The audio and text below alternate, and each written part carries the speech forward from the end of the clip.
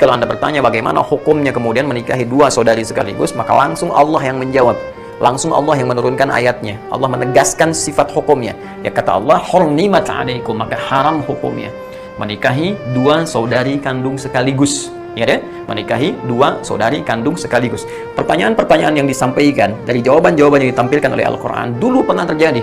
Ada orang nikahi bibinya, nikahi ibunya, nikahi saudarinya dan sebagainya. Ya maka Quran memberikan penjelasan dulu pernah terjadi. Illa ma qad salaf, dulu sebelum ada bimbingan. Ya, sebelum ada risalah datang, ada terjadi kekacauan-kekacauan. Ya, karena itu ada kacaunya nasab. Ya, nasab menjadi semakin tidak jelas. Kemudian dari kacaunya pembagian warisan, berpengaruh kepada genetika juga, gitu kan? Dan sebagainya. Karena itu, karena dampak keburukannya, mafsadatnya ini semakin banyak dan berpotensi melahirkan kekacauan dalam kehidupan, maka datanglah kemudian Islam memberikan solusi. Haram hukumnya. Di luar ini silahkan dinikahi, tapi yang ini tidak diperkenankan.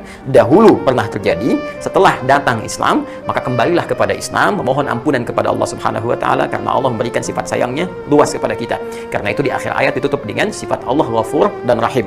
Allah memberikan ampunan kepada siapa yang mau mengevaluasi diri, kemudian dia kembali meninggalkan praktik ini dan mendapatkan rahmat Allah Subhanahu wa ta'ala.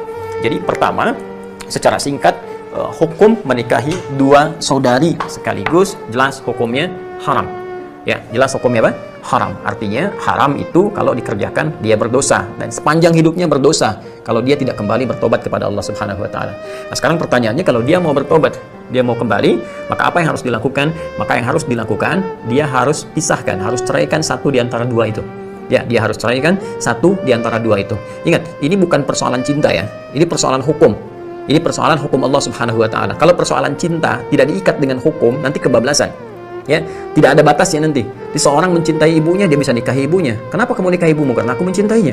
Ya, nanti anak bisa menikahi bapaknya dan seterusnya. Ini akan terjadi kekacauan dalam kehidupan. Karena itu, kaidah-kaidah hidup mesti diikat hukum. Jadi tidak ada yang bebas tanpa batas. Semua ada ikatannya, semua ada hukumnya, dan hukum itu diturunkan oleh Allah untuk mengatur kehidupan kita sehingga berjalan harmoni, baik dan maslahat.